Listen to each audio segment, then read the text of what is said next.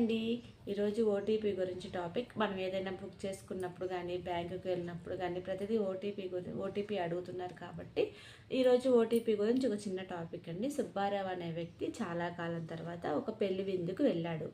అయితే భోజనాలు ఎప్పుడు పెడతారా అని చెప్పి ఆతృతగా ఎదురు చూస్తున్నారు మన సుబ్బారావు గారు.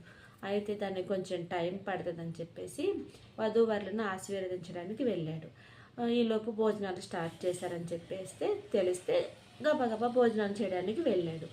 అందరికీ వడ్డిస్తున్నారు, మన సుబ్బారావు గారికి మాత్రం వడ్డించట్లేదు. ఒక 2 నిమిషాలు చూసి పక్కన వ్యక్తిని, అదే వడ్డించే వ్యక్తిని అడిగాడంట, నాకెందుకు వడ్డించట్లేదు, అందరికీ వడ్డిస్తున్నారని అడిగితే ఆ వ్యక్తి ఓటీపీ చెప్పండి అని అన్నాడు. ఒక్క నిమిషం సుబ్బారావు ఆశ్చర్యంగా ఓటీపీ ఏంటి అని అడిగితే, మీరు వధూవరులకు బహుమతి ఇచ్చిన తర్వాత మీ ఫోన్కి ఓటీపీ వస్తుంది, అది మాకు చెప్పి వెళ్ళి ప్లేటు, వాటర్ బాటిల్ తీసుకుని వస్తే మేము వడ్డిస్తామని చెప్పేసి సర్వెంట్ చెప్పారు.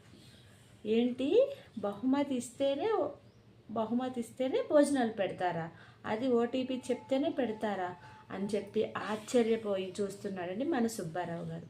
ఏవండోయ్, ట్రెండ్ మారిందండోయ్, పెళ్ళికి వెళ్ళేటప్పుడు, ఏదైనా ఫంక్షన్కి వెళ్ళేటప్పుడు గిఫ్ట్ తీసుకెళ్ళండి, ఓటీపీ చెప్పకపోతే భోజనాలు పెట్టరంటండోయ్. ఓకేనా? ఈ వీడియో నచ్చితే లైక్ చేయండి, షేర్ చేయండి, కామెంట్ చేయండి.